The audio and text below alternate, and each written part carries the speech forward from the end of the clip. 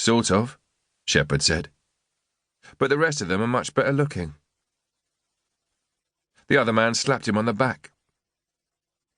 My name's Herman, but everybody calls me Hank. You can drop your bag right here, and I'll have someone take it to your quarters while I show you around. Hank led Shepard across the training area to the jump school's training towers. There were 3 of them, all 250 feet high, though only 2 appeared to be in use. The trainees were being put in a harness with a parachute already deployed before being hauled up to the top of one of the towers and then abruptly dropped again. Even for seasoned jumpers, it must have been an unsettling experience, and if the white faces of the novices were anything to go by, it was truly terrifying for first-timers. Shepard kept glancing around and noted that, unlike his escorting officer, the training staff were predominantly African-American, and all were turned out as immaculately as the British Brigade of Guards. "Your guys are certainly sharp dressers, Hank," he said. "The creases in those uniforms are so sharp you could cut yourself on them." Hank nodded. "It's something we pride ourselves on here.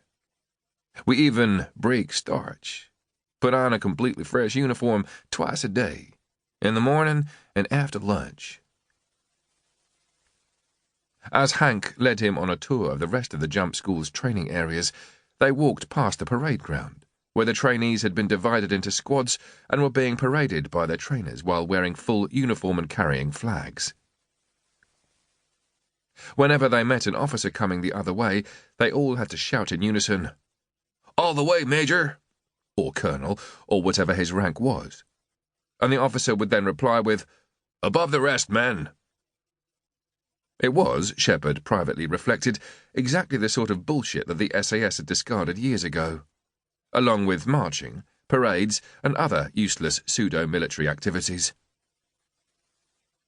Shepard was already a seasoned parachute jumper, having originally come to the SAS from the parachute regiment, and he had done plenty more jumps since then.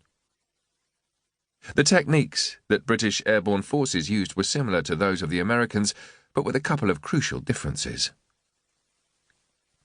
When US airborne infantry parachuted from an aircraft, there was always an interval of about 100 feet between them when they hit the ground. So 10 men would be spread out over 1,000 feet, and 100 men would be scattered over a distance of a couple of miles. In combat, troops were most vulnerable to attack when they had just landed, and were all still acting as individuals before they had RV'd with their comrades.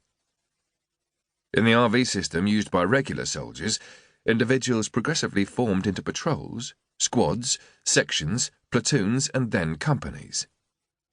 And they couldn't react effectively against any attack until they had RV'd with each other, which, given the size of the gaps between them as they hit the ground, could take some considerable time to achieve.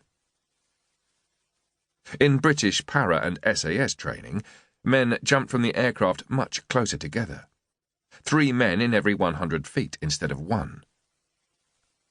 It was potentially more dangerous because they were more likely to have accidental collisions in mid-air or become entangled in each other's chutes, but it meant they could RV much quicker on the ground, and therefore face and deal with any enemy threats that much faster. While serving with the SAS, Shepard had been training in and using the HALO, high-altitude, low-opening technique, under which SAS men would jump from their aircraft at high altitude, 30,000 or even 40,000 feet, and freefall until deploying their parachutes at as low as 3,000 feet above the ground. In order to use the technique, the aircraft they were jumping from had to be depressurized, with the men plugging into the oxygen bank of a Hercules, or using the aircraft's own emergency oxygen system on a commercial aircraft. In theory, it allowed the regiment to make covert insertions into areas that would have been barred to a British military flight. An SAS patrol could board a commercial jet using a standard flight path for a journey from, say, Heathrow to Hong Kong. The patrol could then exit the aircraft in a halo jump over any of the intermediate countries, and in theory, no one would be the wiser. However, the technique